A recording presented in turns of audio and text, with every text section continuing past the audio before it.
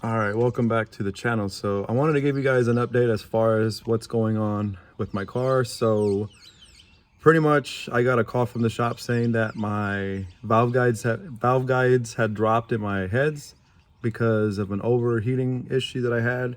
My head gaskets were completely gone.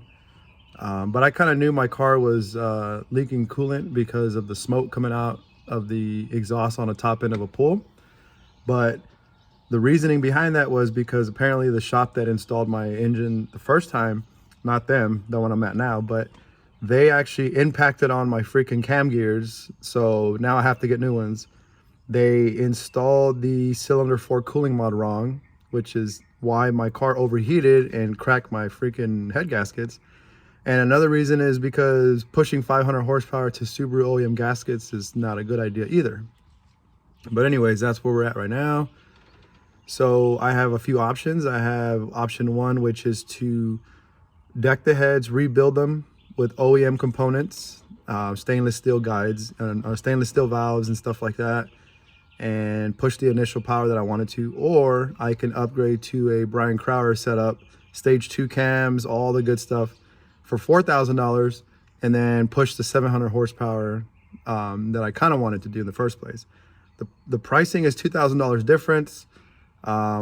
In terms of the amount of money for power, it's not a whole lot of money for $2,000 for heads, because brand new set of heads, if you're going to buy them from IAG or Out Front or something, is probably going to run you around $5,000 to $6,000 for brand new heads, because you're not rebuilding your old ones. So that's why it's costing about that much, is because I'm going to be rebuilding mine. Another thing, if you're thinking about doing any power mods, always remember that you're going to have to overbuild and you're going to have supporting mods. So you're going to need to remember to keep in mind on a budget. You always have to have extra in your budget for this type of build, because Subarus, as everybody knows, cost a lot of money to build. Like, you know, even for a little stage 1 build, you know, I mean, that's not yielding much power, but you're still going to spend almost $1,000 just to get that, because you're buying the access port, you're paying for a tune, you're paying for an intake, you're paying for an exhaust. All that adds up quickly. Now the issue I'm running into is because Cobb passed that EPA thing. Now I'm having to buy an EQTech dongle for $700, and then I got to redo my whole map, which is ethanol on 1700 cc injectors, dual fuel pumps, dual Walbro 450s. So I'm gonna have to pay for a whole brand new tune, which is another $800 probably, because I'm doing a brand new flex tune from the ground up, because of EQTech is not compatible with Cobb as far as switching the map over. So I'm starting all over essentially from the ground up on a tune. Right now, because my clutch, I have an ACT heavy duty clutch. It's not enough to handle the power I'm gonna throw at it. So now I need a ceramic triple pug disc or something to be able to handle the 700 horsepower and the high torque that I'm going to throw at it. So now I'm looking at buying a new clutch, which is another, you know, $1,500–$1,700. But because I'm running a closed deck, now I have to get a new radiator to support that, to keep it cool, because the cooling jackets on the closed deck are much smaller than on an open deck. So that's more money I'm throwing in.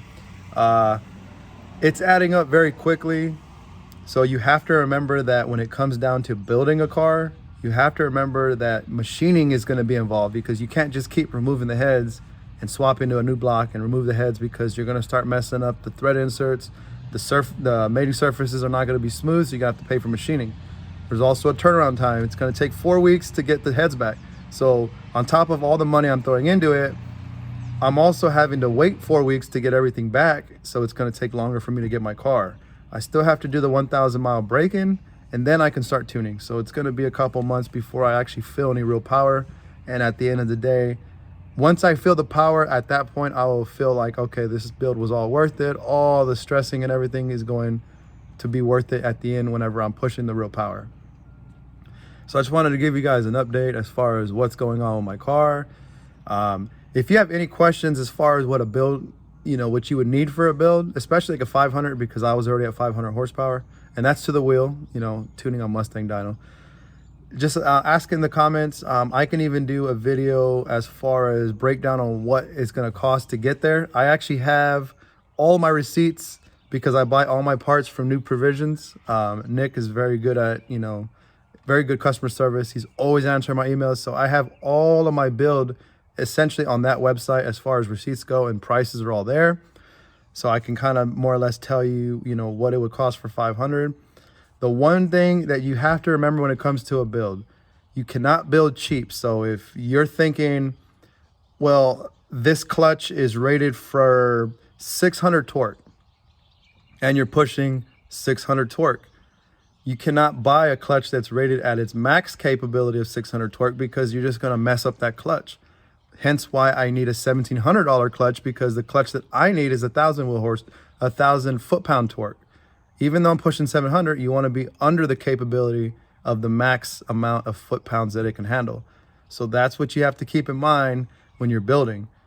Like I did it. I have an IAG Stage 1, which is 500 brake horsepower, which is crank power, not wheel, and I'm pushing 500 wheel to it.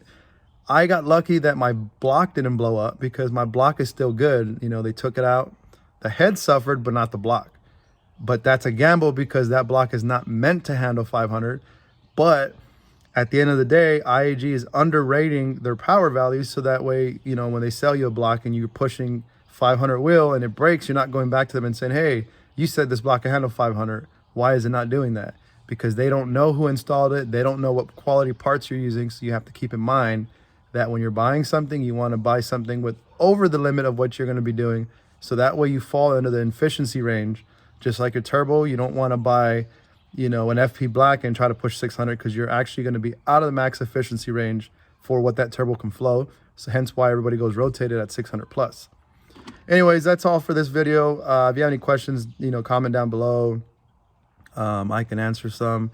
Anybody want to chime in as far as, routes or anything that people can take if they're going to be doing a build like this? It helps everybody out that has any questions. Anyways, that's it for this video, and until the next one.